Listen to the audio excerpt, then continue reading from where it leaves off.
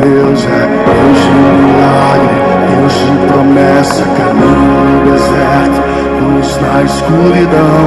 Meu Deus, esse é quem tu és. Amém. Graça e paz. Que o Senhor esteja convosco. E vos abençoe e prospere em tudo. Alguém recebe? Recebo. Diga, eu recebo. Eu recebo. Amém. É isso aí. Vamos abrir a sua Bíblia em Lucas capítulo 8.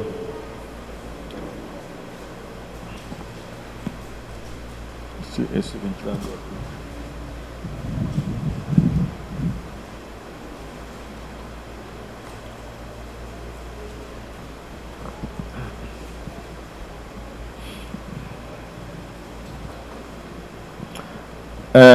Lucas capítulo 8, a partir do verso 1, diz o seguinte: E aconteceu depois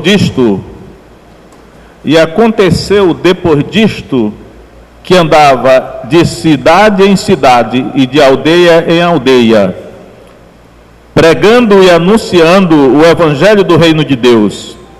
E os 12 iam com ele. E algumas mulheres que haviam sido curadas de espíritos malignos e de enfermidades, Maria chamada Madalena, da qual saíram 7 demônios, e Joana, mulher de Cusa, procurador de Herodes, Susana e muitas outras que o serviam com seus bens. Então vamos refletir um pouco sobre esse texto, né? O reino de Deus, né? Aqui a expressão que eu quero destacar, que é o título desta mensagem, é o reino de Deus. Porque aqui é dito que Jesus, ele andava de cidade em cidade, de aldeia em aldeia, pregando e anunciando o evangelho do reino de Deus. Então, eu vou traduzir aqui essa questão, o evangelho do reino de Deus, né? Quando nós falamos aqui o evangelho do reino de Deus, é possível que muitos de nós tenhamos assim uma imagem equivocada, um entendimento equivocado. O que é realmente o evangelho do reino de Deus? Primeiramente, a palavra evangelho significa boas notícias, boas novas, né? Hoje, por exemplo, fala-se muito em fake news. E evangelho é good news, porque fake news é notícias falsas, good news é boas notícias. Então, o evangelho é boas notícias, é uma notícia que traz alegria, uma notícia boa. Todos nós gostamos de receber boas notícias, né? Olha, o dinheiro está na tua conta. Eu estava te devendo dinheiro, eu vou te pagar. Quer dizer, nós sempre gostamos de receber boas notícias. Ele está dizendo aqui que o evangelho é boas notícias, notícias que vão trazer alegria. É chamado de boas novas, né? Isso é evangelho. Só que Jesus, ele andava de cidade em cidade e de aldeia em aldeia, pregando e anunciando o evangelho. Ou seja, as boas notícias, notícias que trazem alegria. Geralmente eu digo que a figura que o Antigo Testamento ele usa para representar essas boas notícias é quando, por exemplo, Israel ia para a guerra e na cidade ficavam somente as mulheres e as crianças. Eu já observei que os velhos iam para a guerra também, porque não tinha assim velho decrépito, inútil naquele tempo. Os velhos iam tudo para a guerra, porque eram fortes, vigor ainda.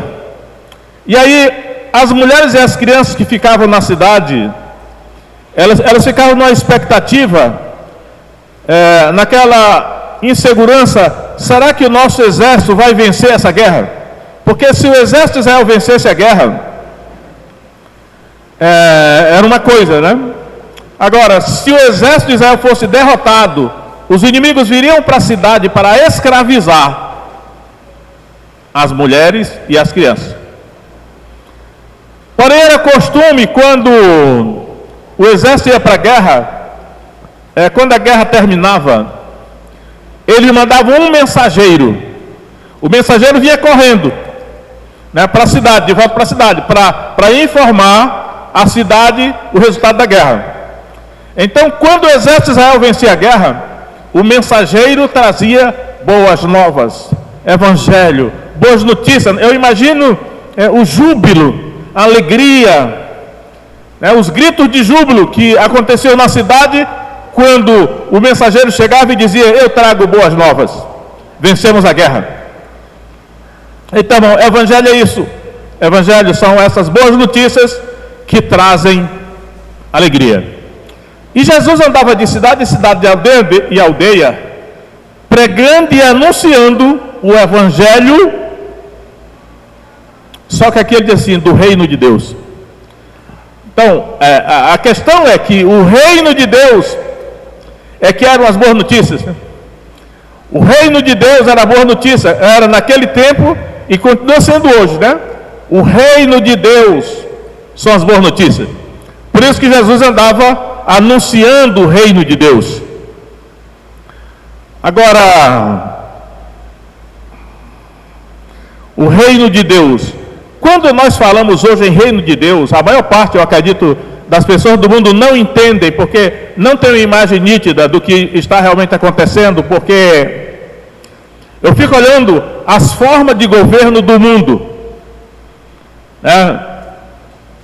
O Brasil, por exemplo, adota presidencialismo, né? Estão querendo até adotar um semipresidencialismo.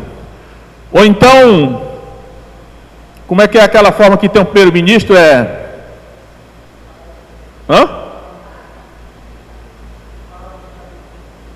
Parlamentarismo. Tem outra forma de governo chamada parlamentarismo. E tem a república, e tem a democracia. Quer dizer, está cheio de forma de governo no mundo. Acontece que eu creio que a única forma de governo que Deus criou chama-se reino. Todas as outras formas, acredito eu, que foram inventadas pelos homens para dificultar o entendimento das pessoas sobre realmente o que é o reino de Deus. Então, na verdade, são reinos. Deus criou reinos. Qualquer outra forma de governo, creio eu, é uma estratégia satânica para dificultar o povo entender o que é realmente o reino de Deus. E quando eu olho aqui para a Bíblia, eu observo que, por exemplo, o livro do profeta Daniel, capítulo 4, capítulo 5, fala duas vezes em o reino dos homens, né? Aí, o reino dos homens. O reino dos homens. E Deus diz assim para Nabucodonosor: Deus, o Altíssimo, Ele coloca quem Ele quer sobre o reino dos homens. Até o mais indigno dos homens Ele coloca sobre eles quando Ele quer. Então, o que Deus criou foi uma coisa chamada assim, o reino dos homens. O que é o reino dos homens? É todo o planeta Terra. Todo o planeta Terra constitui um reino, que é chamado reino dos homens. E Deus inicialmente Ele colocou sobre esse reino Adão. Já te for lá em Gênesis 1, 26 e 28 Ele vai dizer, Adão e Eva, né? Crescei e multiplicai-vos, dominai sobre os peixes do mar, sobre as aves do céu e sobre os animais da terra e sobre todo o réptil que rasteja sobre a terra. Então, o reino dos homens, que é todo o planeta Terra, é um reino só. Deus colocou Adão como sendo rei. Mas aconteceu todo aquele problema do pecado do Jardim do Éden, e quando chega no livro do profeta Daniel, Daniel diz que Deus colocou Nabucodonosor. Se você for observar os detalhes, Deus colocou Nabucodonosor como rei sobre o reino dos homens, igualmente colocou Adão. Só que agora o reino dos homens já tem que ver com o pecado, né? Mas Nabucodonosor era assim, o supremo governante do mundo, e o mundo era considerado um reino só, que é chamado reino dos homens. Só que quando nós chegamos aqui no Novo Testamento, capítulo 4 de Lucas, Satanás leva Jesus até um monte muito alto, aí diz lá, e ele mostra para ele todos os reinos do mundo. Olha só a outra expressão agora: todos os reinos do mundo e a glória deles. Aí diz assim: tudo isto te darei, porque a mim me foi entregue, e eu dou a quem eu quiser. Portanto, se me adorares, tudo será teu. Ou seja, a outra expressão que ele diz assim: se prostrado me adorares, né? Mas nós já percebemos aí que no lugar de o reino dos homens, que tinha um único governante, agora evoluiu para os reinos do mundo. Agora não é só um reino, agora o planeta Terra está dividido em vários reinos, e cada rei tem um governante. Só que Satanás está informando aí que os reinos do mundo estão na mão de Satanás. Ele que agora, ele que é o dono, porque alguém deu para ele. Alguém disse foi Adão, mas eu acho que foi Deus que deu, porque só quem pode dar o reino é Deus, por causa do pecado lá do paraíso. Não vou entrar nessa seara hoje, né? Então, os reinos do mundo, porque o mundo é constituído de reinos. Nós temos o reino do Brasil, nós temos o reino da Inglaterra, que é a única ainda é chamada de reino hoje, né? Temos o reino dos Estados Unidos da América do Norte, temos o reino da China, temos o reino da Bolívia. São reinos. E reino, ele tem uma maneira de ser. O reino tem um rei, né? Tem um território, tem uma lei. Tudo caracteriza um reino. Agora, qual é o problema do reino de Deus? O problema do reino de Deus é o seguinte: quando Gênesis diz assim, no princípio criou Deus os céus e a terra, tudo isso é o reino de Deus, né? O reino é onde Deus tem a autoridade e governa efetivamente nos céus e na terra. Mas houve dois problemas. Já no céu, Satanás se rebelou, né? Um querubim se rebelou lá no céu.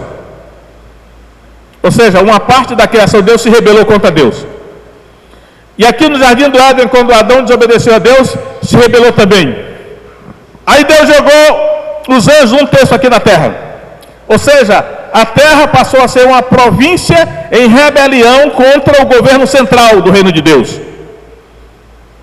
Eu sempre penso nisso assim, muito parecido, que quando o Brasil se desligou de Portugal, Portugal governava, o rei de Portugal era o rei do Brasil também, né?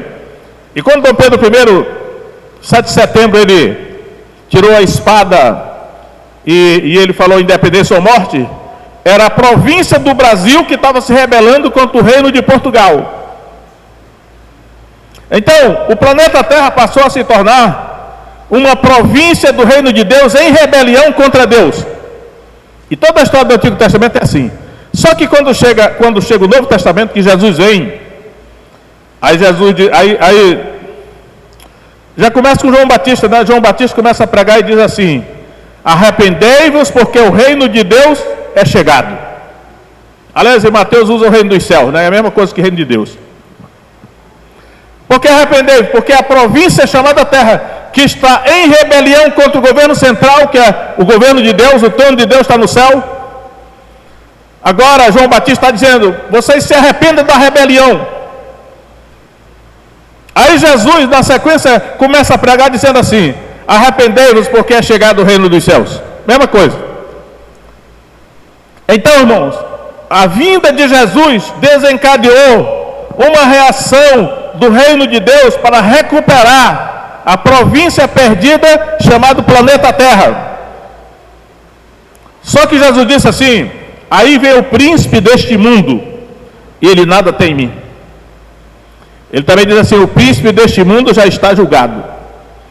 Significa julgado, no grego significa julgado e condenado.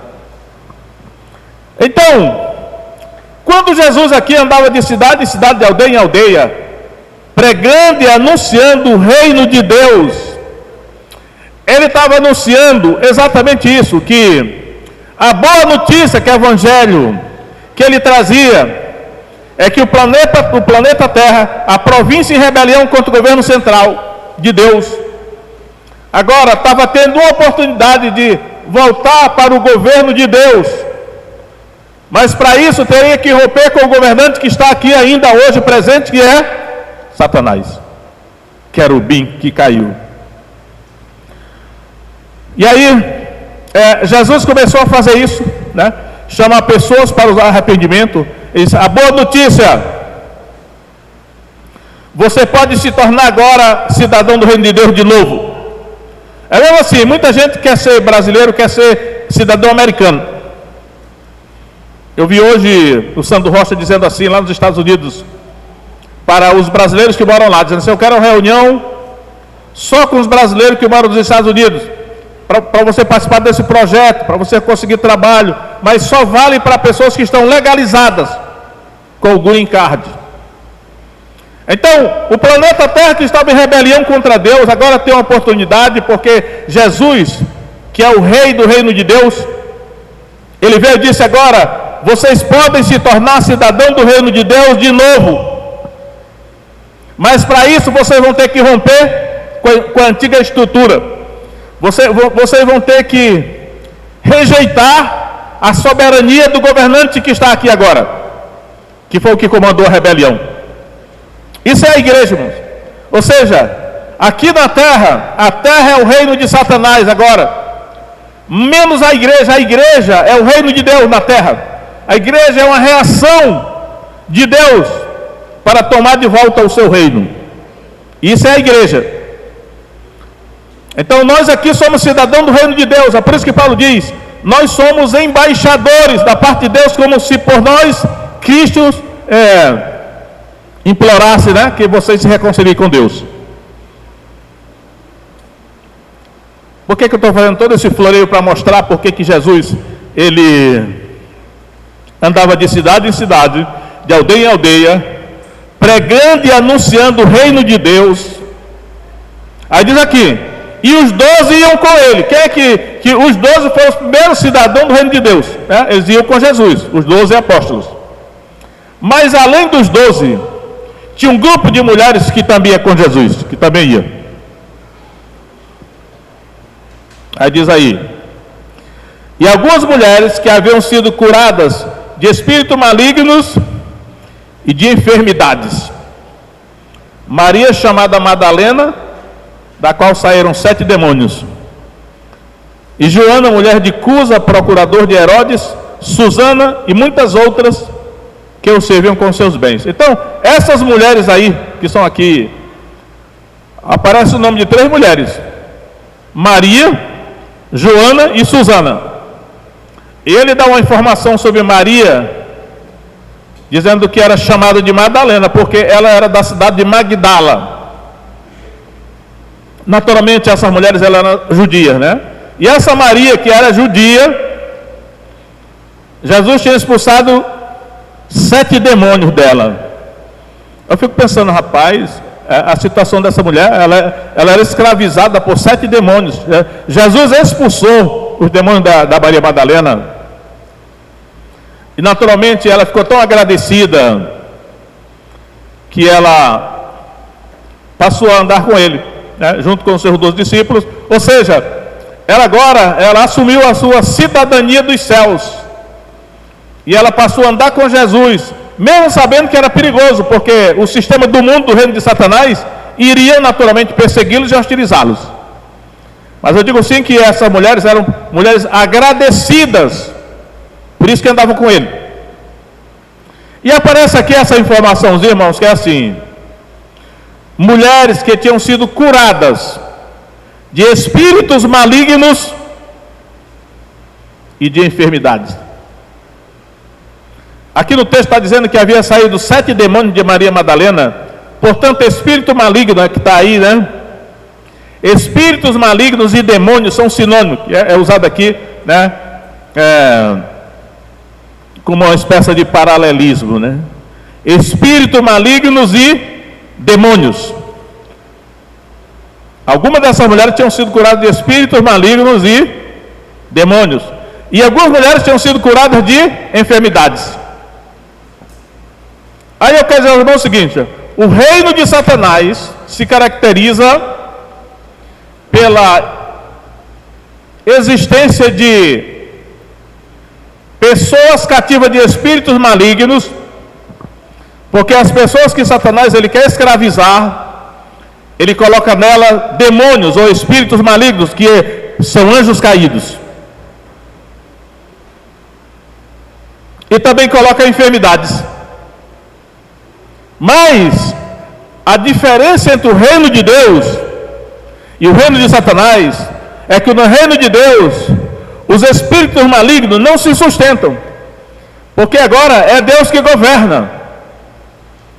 As enfermidades também, que são normais e comuns no reino de Satanás, não se sustentam também no reino de Deus. Ou seja, o normal é quando você estiver no reino de Deus, você ser liberto dos espíritos malignos ou dos demônios e também ser curado das enfermidades. Porque foi isso que Jesus fez. E quando nós observamos o contexto todo aqui, a questão do reino de Deus, nós percebemos o seguinte: tem duas pessoas que caracterizam o reino de Deus. A presença de duas pessoas caracterizam o reino de Deus na terra. A primeira pessoa foi Jesus, né? Jesus, ele veio à terra. É claro que ele veio numa forma humana, ele veio em humilhação, ele veio em fraqueza, mas ele é o rei do reino de Deus. Acredito que ele veio sem coroa. E Jesus cumpriu a sua missão e voltou para o céu. Nesse momento agora, Jesus está lá no céu, e o céu para mim é um outro planeta. Ele está sentado à direita do trono do seu Pai, que é Deus. De lá ele está observando tudo aqui. Mas tem outra pessoa, que é o Espírito Santo, né? O Espírito Santo, que é a terceira pessoa da Trindade, a presença dele caracteriza o reino de Deus, né? Jesus foi de volta para o céu, está lá, mas o Espírito Santo está aqui. O Espírito Santo ficou na terra. O Espírito Santo é o preposto de Jesus. O Espírito Santo é o vigário, né? Que nós aprendemos aqui, a palavra vigário, nós aprendemos com a cultura, com a tradição, de se chamar o padre de vigário, né? Mas Vicarius Filii Dei é o substituto do Filho de Deus, e é o Espírito Santo. Nós cremos, né, que o substituto do Filho de Deus, o representante legal de Jesus na terra, não é nem um homem, não é nem um padre, nem um pastor, nem o Papa, é o Espírito Santo. Isso é muito fácil, até no grego é assim. Eu digo, a palavra outro, Jesus disse assim: eu vos enviarei outro Consolador. No grego existem duas palavrinhas para outros: hétero e alus. Hétero, que aí usa heterodoxo, heterogêneo, heterossexual ou heterossexual. O hétero é outro de natureza diferente, né? Hétero é diferente, mas alus é uma da mesma natureza. Então, quando Jesus disse: eu irei, mas eu enviarei outro Consolador, ele usou a palavra alus, ou seja, é outro da mesma natureza, uma pessoa divina, é o Espírito Santo. E aí, irmãos, eu quero ler um versículo em Mateus, capítulo 12.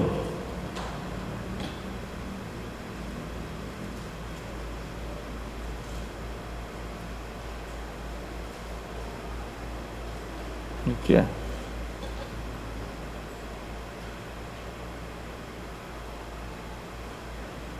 Mateus capítulo 12.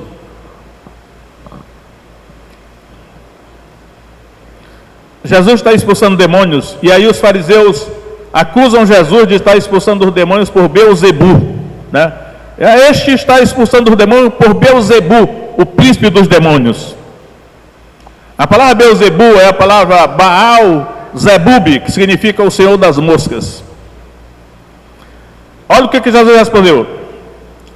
Mateus 12, 27. E se eu expulso o demônio por Beelzebu, por que os expulsa então vossos filhos? Portanto, eles mesmos serão os vossos juízes. Agora observe. Mas se eu expulso os demônios pelo Espírito de Deus, logo é chegada a vós o reino de Deus. Ou seja, a chegada do reino, essa é a boa notícia que Jesus veio trazer. A boa notícia do reino de Deus é essa: olha, vocês humanos não precisam mais ficar escravizados pelos demônios, dominados pelos demônios. Vocês não precisam ficar mais escravizados pelas doenças, né? Porque Satanás bota doença, os demônios botam doença. Tem muitas doenças que estão ligadas com demônios. Porque agora o reino de Deus chegou, e o reino de Deus chegou com poder, e é pelo Espírito de Deus que é expulso o demônio. Jesus está dizendo, então, a presença do Espírito Santo na igreja, ela caracteriza o reino de Deus na terra. Onde está o Espírito do Senhor, aí a liberdade. E aí o Espírito Santo, pelo poder do Espírito Santo, é que os demônios são expulsos, as pessoas são libertas e as doenças são curadas. Essas são as boas notícias. Então agora eu quero orar. Quem quer que o reino de Deus é aqui, diga amém. Amém. Fique em pé agora.